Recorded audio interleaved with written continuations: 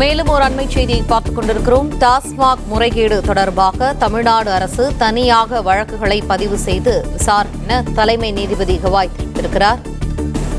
தமிழக அரசு விசாரணை நடத்தி வரும் நிலையில் அமலாக்கத்துறை ஏன் மூக்கை நுழைத்தீர்கள் என தலைமை நீதிபதி கவாய் கேள்வி எழுப்பியிருக்கிறார். இது தொடர்பான அண்மை செய்தியை பார்த்துக் கொண்டிருக்கிறோம். இது தொடர்பான விவரங்களை எமது செய்தியாளர் ஆனந்த் வழங்க கேட்போம். ஆனந்த், விவரங்கள்.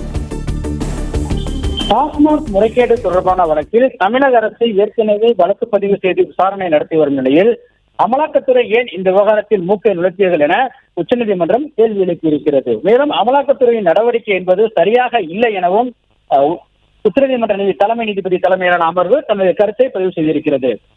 டாஸ்மாகில் பல்வேறு முறைகேடுகள் நடைபெற்றதாக கூறி அமலாக்கத்துறை சோதனை நடத்தியது. இந்த சோதனையில் சுமார் 1000 கோடி ரூபாய் அளவிற்கான முறைகேடுகள் நடைபெற்றதாக கூறி வழக்கும் பதிவு செய்தது. இந்த நிலையில் இந்த வழக்கினுடைய விசாரணை மற்றும் அதிகாரிகளை துன்புறுத்த தடை விதிக்க வேண்டும் என கோரி தமிழக அரசின் சார்பில் உச்சநீதிமன்றத்தில் மேல்முறையீட்டு மனு தாக்கல் செய்யப்பட்டது. இந்த வழக்கு உச்சநீதிமன்ற தலைமை நீதிபதி கவாய் தலைமையிலான அமர்வில் இந்த விசாரணைக்கு வந்தது. அப்பொழுது ஏற்கனவே அமலாக்கத்துறையினுடைய முறைகேடுகள் தொடர்பாக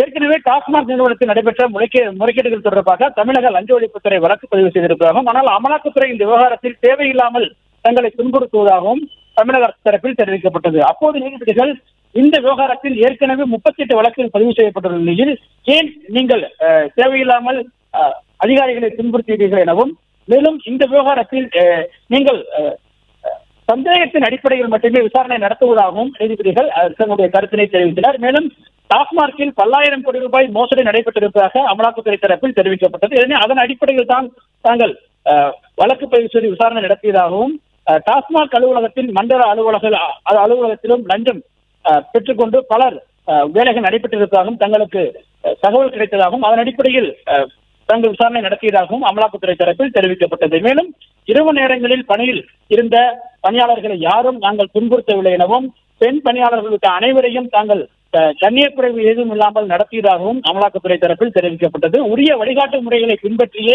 இந்த விசாரணையை மற்றும் சோதனைகளை அமலாக்கத்துறை மேற்கொண்டதாகவும் உச்சநீதிமன்றத்தில் அமலாக்கத்துறை தரப்பில் தெரிவிக்கப்பட்டது. ஆனால் நீதிபதிகள் இந்த விவகாரத்தை பொறுத்தவரை நீங்கள் ஏற்கனவே மாநில அரசு வழக்கு பதிவு செய்து விசாரணை நடத்தி வரும் நிலையில் ஏன் இது நீங்கள் தேவையில்லாமல் மூக்கை நுழைத்தீர்கள் என கேள்வி எழுப்பினார். மேலும் இந்த விவகாரத்தை பொறுத்தவரை மாநில அரசினுடைய எல்லைகளுக்கு உட்பட்ட நிலையில் அங்கு சென்று எவ்வாறு விசாரணை நடத்த முடியும், அங்குள்ள கோப்புகளை எவ்வாறு நீங்கள் கையாள முடியும், அங்குள்ள கோப்புகளை நீங்கள் எவ்வாறு எடுத்துச் செல்ல முடியும் என்பது உள்ளிட்ட பல்வேறு கேள்விகளை அமலாக்கத்துறைக்கு கேள்வி எழுப்பிய நீதிபதிகள் இந்த விசாரணை என்பது மாநில அரசினுடைய விசாரணை முறையாக இல்லை என்று நீங்கள் எவ்வாறு முடிவு செய்தீர்கள் எனவும் கேள்வி எழுப்பினர். தொடர்ந்து வாதங்கள் நடைபெற்று வருகின்றது.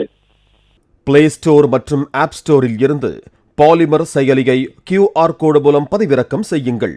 செய்திகளை உடனுக்குடன் பெறுங்கள்.